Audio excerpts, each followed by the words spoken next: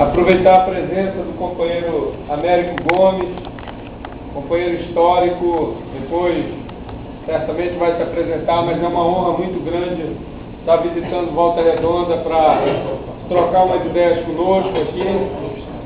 A gente queria então formar a nossa mesa hoje. Então a nossa mesa seria conformada pela companheira Isabel, professora Isabel, militante do partido, candidata agora nas últimas eleições, candidata a prefeita pelo PSTU, já está aqui na mesa. A gente queria pedir uma salva de palmas aqui para...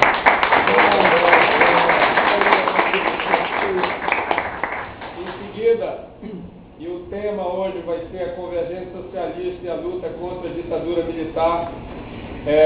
Nós também temos aqui na mesa a honra aí de contar com a presença do companheiro Zé Geraldo, que foi militante da Convergência na década de 80, está ajudando a conformar a mesa. A gente queria também uma salva de palmas. E por último, nosso companheiro americano vindo de São Paulo aí, não mediu esforço para estar hoje aqui para trocar essas ideias com a gente. Queria dar uma salva de palmas aí para o Américo. Queria propor a dinâmica hoje da seguinte maneira. Primeiro, se desculpando aí pelo horário, pelo atraso, teve a ver com a questão do ônibus, mudança. A gente imaginava que sairia 1h da tarde, acabou saindo 2, então o ônibus acabou de chegar agora, então esse foi o motivo do atraso e a gente já pede desculpa a todos vocês. Então a proposta nossa de debate hoje seria uma saudação que a Isabel vai dar em 5 minutos para vocês aqui, e em seguida, se o Zé Geraldo também quiser colocar 5 minutos, e depois a gente passaria para o Américo, para ele teria um tempo maior de 30 minutos, a explanação dele, e depois nós iríamos abrir para vocês colocarem as dúvidas ou adendos, né, contribuírem com o debate.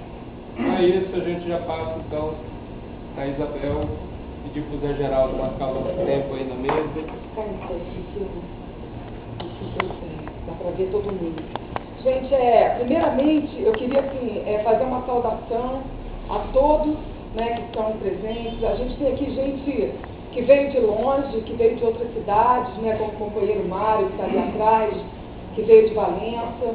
A gente tem aqui, por exemplo, professores, funcionários públicos. A gente tem uma bancada aqui de operários, né? Enfim, não sei se eu estou deixando, né? Tem vários metalúrgicos aqui nessa plenária, e a gente queria saudar, né? Para a gente, assim, é um motivo de muito orgulho a presença de cada um de vocês aqui nessa nossa atividade. E essa atividade nossa, ela se dá num momento, numa conjuntura nacional e internacional muito importante, muito específica, e é muito importante que a gente esteja assim, se organizando cada vez mais coletivamente para enfrentar os grandes desafios que a gente vai ter que enfrentar aí pela frente, né? A gente está vivendo aí uma crise econômica mundial. Todas essas mobilizações que a gente tem assistido na televisão, seja no norte da África, na Europa, tem a ver com a crise econômica, né, com retirada de direitos da classe trabalhadora, né. Ontem mesmo nós tivemos uma grande mobilização na Grécia, tivemos uma mobilização também na Argentina, muito grande ontem, e tudo isso tem a ver com a retirada de direitos da classe trabalhadora em função dessa crise econômica mundial que a gente está vivendo. Aqui no Brasil também, os respingos dessa crise, obviamente, né, nós vivemos numa ilha, vem afetando muito o nosso país, né? A gente vem enfrentando uma situação aqui de produção que não cresce, de desemprego, né, que muitas vezes são mascarados com empregos, mas com redução de direitos, redução de salários. A pessoa, às vezes, ela é demitida, por exemplo, uma empresa como a CSN, recontratada por uma terceirizada com um salário muito mais rebaixado. E a gente está vivendo um momento também aqui em que a classe trabalhadora está sob uma ameaça muito grande, né? Porque já está como um anteprojeto no Congresso Nacional o novo ACE, o novo Acordo Coletivo Especial. É um acordo que foi colocado como projeto, né, para poder ser votado no Congresso por sindicatos do ABC Paulista que são filiados à CUT. É uma coisa absurda. Por que absurda? Esse acordo, ele coloca hoje, por exemplo, a grande ameaça, né, a essência dele, é que hoje ainda prevalece, quando vai ter um acordo de campanha salarial entre o patrão e o sindicato, ou o governo e o sindicato, ainda prevalece uma constituição mínima que garante alguns direitos mínimos. Então esse acordo, ele acaba com isso e passa a prevalecer o acordado entre as partes, entre o sindicato e o patrão, ou o sindicato e o governo. Então isso, gente, a gente vai ter a oportunidade mais à frente de fazer um debate específico sobre isso, e é muito grave o que a nossa classe pode perder com isso, né? A gente está fazendo essa discussão, né, aqui da ditadura militar no momento em que o país acaba de passar por eleições municipais, né, em que a gente vê que houve um espaço à esquerda, um espaço importante que foi disputado pelo PSTU e também foi disputado pelo PSOL. Agora, é importante a gente observar que o PSOL, ele ocupou esse espaço, mas ele teve que mostrar a sua cara, né? Fazendo acordos aí com partidos como o DEM, como o PT, em várias partes do país, aceitando dinheiro de empresários. E o PSTU, a gente tem um orgulho muito grande. Nós participamos de eleição em várias partes do país, disputamos várias prefeituras, em câmaras municipais, sem rebaixar um milímetro do nosso programa, sem aceitar um centavo de nenhum empresário e de nenhum patrão. E mesmo assim, nosso partido é um partido de luta, um partido combativo. Nós conseguimos, com todas as adversidades, elegermos pela primeira vez um partido, né, revolucionário como nós, 2 vereadores. A nossa companheira Amanda Gurgel, só mais um minutinho, Amanda Gurgel lá no norte, e o nosso companheiro Kleber, aqui em Belém. E assim, é um orgulho muito grande para a gente que constrói esse partido com muita dureza no dia a dia. Eu queria até pedir licença para pedir uma salva de palmas por nós termos conseguido eleger a Amanda e o Kleber, um partido revolucionário aqui né? A outra coisa também que eu queria colocar para vocês, gente, é o seguinte, nós temos aqui hoje, em Volta Redonda, também uma luta, né, muito específica, que é a luta contra a CSN, contra, infelizmente, os rumos que esse sindicato metalúrgico está tomando. Então, muitos metalúrgicos estão aqui presentes hoje. Nós temos um papel importante de estarmos fortalecendo, né, cada vez mais essa nossa oposição. Eu acho que o trabalho que o nosso companheiro Américo vai fazer aqui hoje, dessa discussão, onde ele vai estar colocando a importância da convergência socialista, que foi a organização que deu origem ao nosso partido, ao PSTU, na derrubada da ditadura militar. Nós tivemos uma participação muito importante, e hoje nós temos alguns desafios também, que eu acredito que o companheiro vai estar colocando, no sentido do combate à impunidade, né, o combate aí aos limites dessa lei, dessa anistia, né? A criminalização dos movimentos sociais, que a ditadura acabou, mas a criminalização dos movimentos sociais está aí, está na ordem do dia. A violência contra mulheres, negros e negras e homossexuais, nós temos que dar conta disso, inclusive a violência, inclusive do próprio Estado, né, contra homens, as mulheres, negros e negras e homossexuais, e enfim, a luta também contra esse sindicato dos metalúrgicos que está aí. Acredito que vou passar a palavra para o nosso companheiro aqui agora. Só a última coisa, gente, seguinte, se hoje a gente tem um partido, um PSTU, aqui em Volta Redonda, que foi capaz de enfrentar toda essa burguesia aí, né, e ser uma alternativa para a classe trabalhadora, isso tem a ver com o trabalho que os companheiros fizeram, tem a ver com o trabalho que o Zé Geraldo lá atrás fez, né, de manter acesa a chama do nosso partido. Gente, boa tarde, né? Vou falar bem rapidinho, acho que a nossa explanação do companheiro vai fazer aí, estamos todos ansiosos para ouvir. Mas é que aqui em Volta Redonda, na década de 80, a Convergência Socialista teve um trabalho bastante grande. Né? Tivemos um trabalho grande aqui, principalmente no setor metalúrgico. Né? O pessoal que é metalúrgico hoje, talvez não era ainda na época, ou talvez pode ser que tenha alguns ainda, muito poucos que era daquela época. Né? E a gente, devido àquele todo a essência sindical da cidade, né? O sindicato metalúrgico era uma máquina poderosa enfim, na região, ele desenvolveu muitas lutas, inclusive nós comemoramos aí agora, né, ontem, aí, lembramos tristemente do ocorrido, né, em função da morte dos companheiros metalúrgicos aí, no dia 9 de novembro de 88. Então, nesse processo sindical aí, muito grande da cidade, a Convergência Socialista atuou e teve um bom trabalho, né? Tivemos grupos organizados na CSN, tivemos grupos organizados no movimento estudantil, né? Mas em função de todo um processo de aniquilamento do movimento nacional, né? O processo amplo de privatização, né? Que rolou pelo país todo, e chegou aqui uma bomba na cabeça do povo de Volta Redonda, os metalúrgicos sofreram brutalmente com isso, com departamentos inteiros da empresa sendo sucateados, como tem fechado até hoje. Então acabou destruindo também um pouco aqui o nosso trabalho, a nossa organização. Né? E aí tivemos que então recomeçar devagarzinho, então hoje estamos aqui com esse trabalho aí agora, né, que vocês estão aí, né, que a gente está tendo o prazer de ter a presença de todo mundo aí, próximo, se aproximando da gente e com a gente aí. Então, é isso aí, nada, pode continuar aí. Bom, pessoal, boa noite. Eu acho muito importante a gente apresentar esse trabalho aqui em Volta Redonda.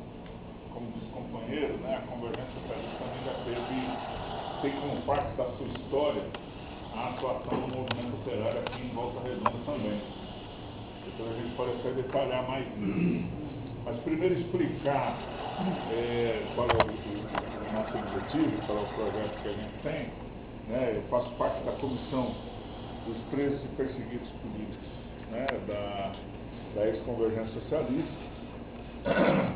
O objetivo principal nosso é exatamente resgatar a memória, certo? E a história da Convergência Socialista na luta pelo seu reconhecimento como uma organização que lutou contra a ditadura militar. E veja só, não é só porque a gente acha importante resgatar a Convergência Socialista em si, mas porque, como vocês vão ver, a Convergência Socialista, a construção da Convergência Socialista sempre esteve muito ligada às lutas dos movimentos populares, à luta estudantil e à luta no movimento operário. Porque, por exemplo, quando a gente fala em luta contra a ditadura, né, uma ditadura que se convencionou chamada uma ditadura militar, mas alguns historiadores falam que era uma ditadura cívico-militar, e precisando mais ainda, por isso que a gente chega a essa formulação, porque não é só que ela era cívica, né, como se fosse assim, cidadãos. Na verdade, os cidadãos eram cidadãos imperialistas e burgueses que, aliados junto com os militares, resolveram dar um golpe militar no país, instaurar uma ditadura exatamente para reprimir a classe trabalhadora. Né? Agora, o problema é que quando se fala de luta contra a ditadura, normalmente se recorda a luta armada. E as organizações que participaram da luta armada, LN, VPR, Vai Palmares, PCDR, PCdoB na guerrilha do Araguaia e tudo mais. Que, logicamente, nós respeitamos companheiros que lutaram contra a ditadura com as armas que julgaram convenientes e que tinham nas mãos, né? Mas foram derrotados. particularmente até 74, praticamente derrotaram quase todas as organizações que faziam luta armada no país. E que, na verdade, a ditadura acabou sendo derrubada a partir das mobilizações que se reiniciam em 77, 78, 79, as grandes operárias e tudo mais, derrubam essa ditadura. Por isso que nós da Convergência Socialista, como eu disse, apesar de respeitarmos os companheiros que fizeram a luta armada, nós achamos que não seria o método mais correto. E sim, o método mais correto foi esse que foi utilizado, que é exatamente apostar na mobilização do conjunto da população e na mobilização e na organização da classe operária, na sua vanguarda, né? Então, primeiro é isso. Então é importante resgatar a convergência, porque tem a ver com o método de luta da classe operária. Segundo, porque veja só, é até simbólico, né? Como se comentou aqui, nós estamos relembrando 24 anos da invasão da CSN pelo Exército Brasileiro, onde 3 operários foram assassinados. E é interessante ver o seguinte, essa invasão, do ponto de vista histórico, digamos assim, formal, ela ocorreu depois que acabou a ditadura, né? Ela ocorreu em 88. A Constituição brasileira, que inclusive é considerada a Constituição da redemocratização, foi promulgada em outubro.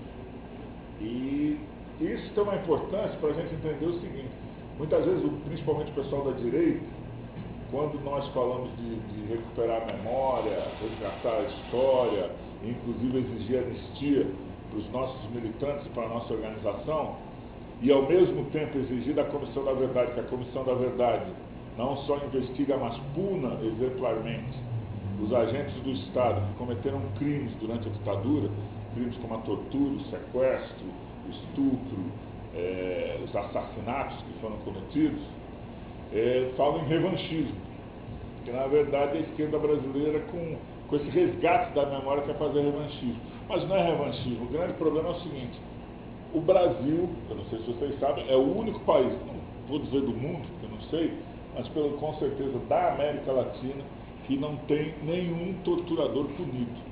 Nenhum torturador punido. Nenhum torturador foi para a cadeia. Certo? E isso serve de exemplo para agentes de Estado continuarem cometendo crimes. Então é por isso que mesmo tendo sido restabelecida a democracia, né, formalmente a partir da Constituição de 88, o Exército continuou matando no Brasil, como fez aqui em novembro em Volta Redonda. Ou eu estava comentando no carro com os companheiros, a Polícia Militar no estado de São Paulo continua matando, né? Existe uma verdadeira mortandade, estava falando nos últimos 2, 3 meses, já morreram mais de 150 pessoas, dizem que é a guerra, né, que o PCC é a polícia, só que da polícia morreu 6, e morreram 144 da população. Uma polícia militar, que eu acho que a maioria dos companheiros não sabe, foi construída pela ditadura militar. Ela foi instituída em 1968. Antes disso, existia a Força Pública e a Guarda Civil. A partir de 68, o regime militar, exatamente sob a ideologia da segurança nacional, que é a ideologia que foi imposta pelo imperialismo também, que significa dizer o seguinte, o inimigo é o inimigo interno, certo? E não mais o inimigo externo, não é o problema das invasões e das lutas em guerras internacionais, mas sim o combate interno, essa que materializava a ideologia da segurança nacional, construiu a polícia militar para combater o inimigo interno, certo? Logicamente, durante a época da luta armada, combateu a luta armada. Acabou a luta armada, acabou a ditadura, continua a mesma estrutura de repressão, então passa a ser o inimigo a população negra, pobre, da periferia, seja nas favelas do Rio de Janeiro ou na periferia na cidade de São Paulo, né? Por isso que nós defendemos, por exemplo, isso que nós chamamos de desmilitarização da polícia militar.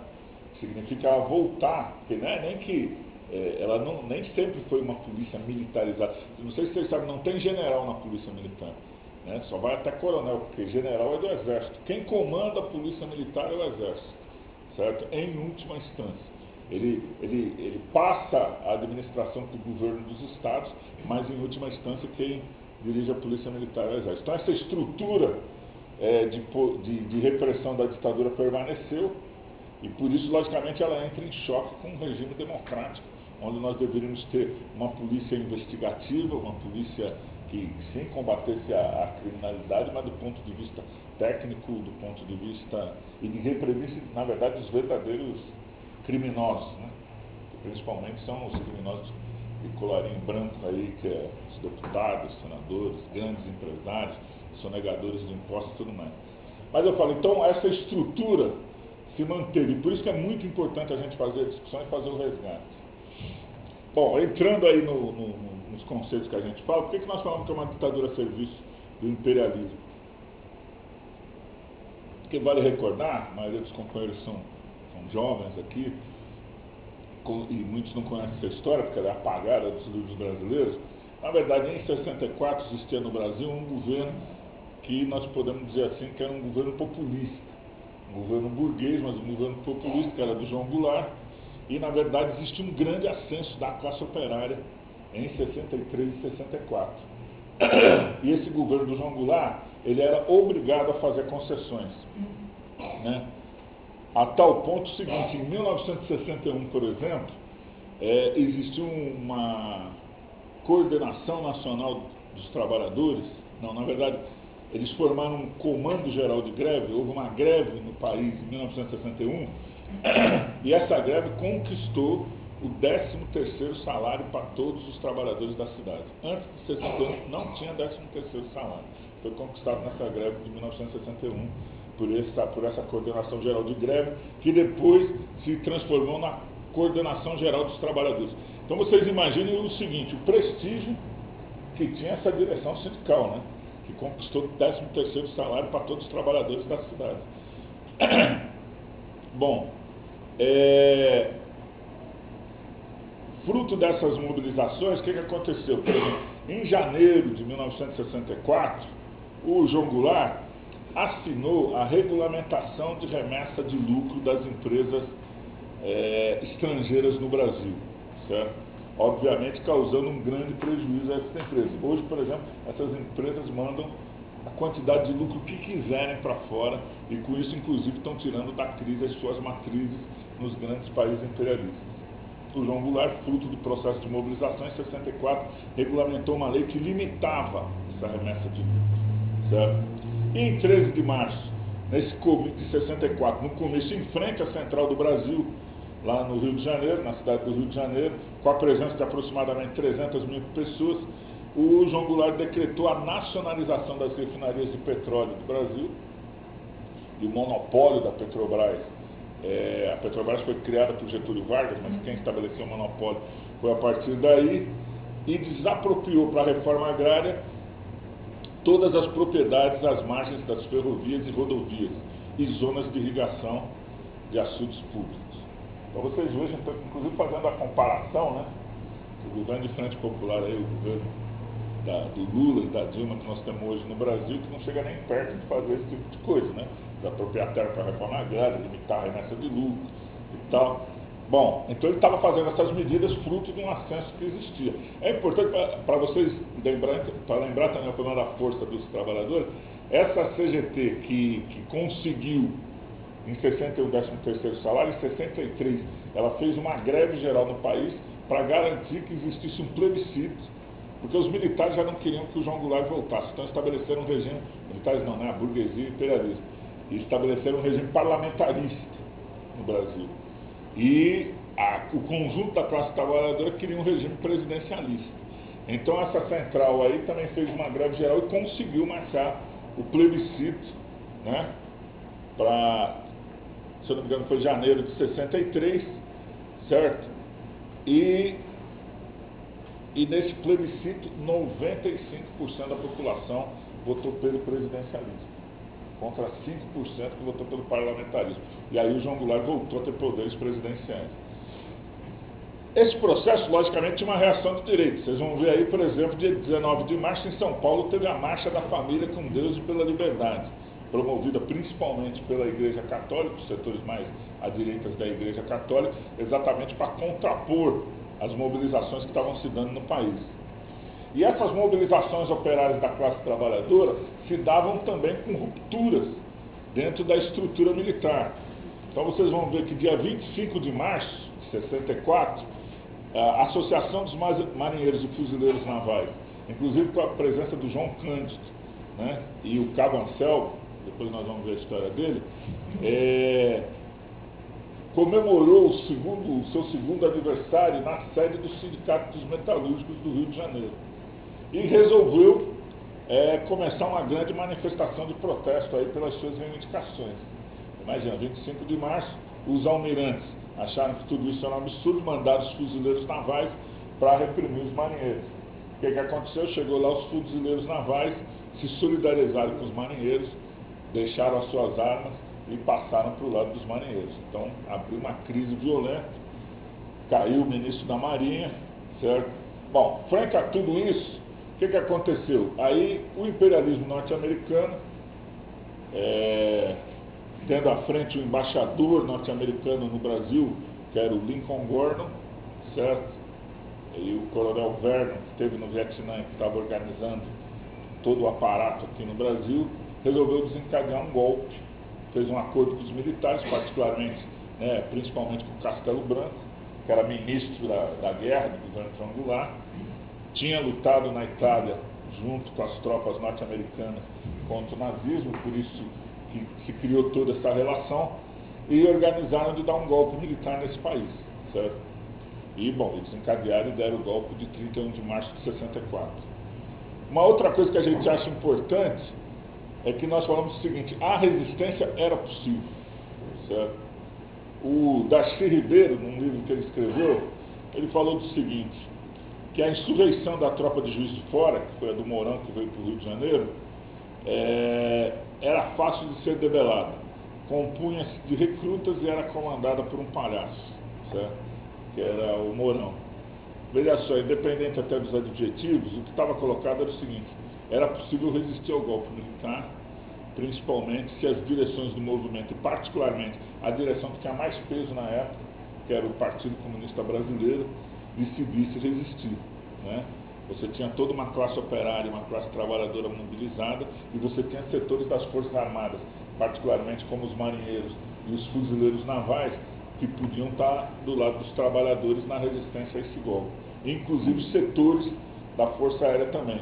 O grande problema é que o PCB, que já vinha capitulando ao governo do João Goulart, afirmando, por exemplo, o Prestes afirmava na época que nós já estamos no governo, só nos falta o poder. E também afirmou numa plenária que ele fez na ABI, lá no Rio de Janeiro, que ele entregou a direção da Revolução Brasileira nas mãos do Jango, que era o João Goulart, né? Nesse momento resolveu falar o seguinte: aqui não vamos resistir. A CGT, o Comando Geral dos Trabalhadores, inclusive marcou uma greve, mas Prestes ligou para a CGT, o PCB na época era majoritário dentro da CGT, dizendo que não se devia fazer a greve e tudo mais, né? Então esse problema dessa capitulação de uma direção como o PCB, que foi uma traição ao conjunto da classe trabalhadora e pagou seu preço, né? O PCB tinha senadores, deputados no país, né? Que o pessoal aplaudiu o PSTU com 2 vereadores, né? Um Natal e um Belém. Os caras tinham vários senadores, tinham mais de 20 deputados federais, era uma força política, controlava vários sindicatos, era uma força política de peso, né? Cometeu essa traição no golpe de 64 e hoje a gente vê aqui está reduzido o PCB, né? Se viveu uma diáspora, daí saíram várias organizações que foram para a luta armada, desesperadas e tudo mais, e abandonaram, e hoje é uma caricatura do que foi o PCB na época. Agora é importante a gente ver, também outra coisa importante, que o golpe foi patrocinado pelo imperialismo norte-americano. Ele foi elaborado em Washington, né, com o Departamento do Estado, o Pentágono, a CIA, os membros do Congresso. No Brasil tinha 2 instituições que eram as promotoras do golpe, né, a nível de propaganda e tal. Uma delas, vocês veem aí, é o IBAD, e a outra era o IPES, o Instituto de Pesquisa e Estudos Sociais. O Instituto de Pesquisa e Estudos Sociais era coordenado pelo Goberido Couto Silva, diretamente, para fazer propaganda contra-revolucionária, ou propaganda de direita sobre a população. E essas 2 instituições recebiam dinheiro das multinacionais, como a Texaco, Shell, Exxon, Ford, IBM e tudo mais. Né? E além disso, não contentes com isso, eles organizaram uma operação militar para invadir o Brasil se houvesse resistência ao golpe, que era uma operação chamada Brother Sun, né? Que partia com os navios lá da América Central, do Panamá, e que vieram para a costa brasileira. Certo? Logicamente, a partir disso, o Brasil passou a ser um grande aliado dos Estados Unidos e a patrocinar as empresas norte-americanas, a dar benefício para as empresas aqui, que eu não vou me estender, porque daria muito tempo, mas o que é importante que a gente gosta de conceituar é isso. Não houve um golpe militar no Brasil, não se instituiu uma ditadura militar no Brasil, ou porque o Castelo Branco ou o México eram ruins, ou mesmo no Chile, o Pinochet era um cara que acordou mal no dia seguinte, ou seja lá o que for. Existia interesses econômicos do imperialismo norte-americano, dos burgueses, dos patrões, das grandes multinacionais, em derrotar o movimento operário para eles poderem aplicar a política que eles queriam. Certo?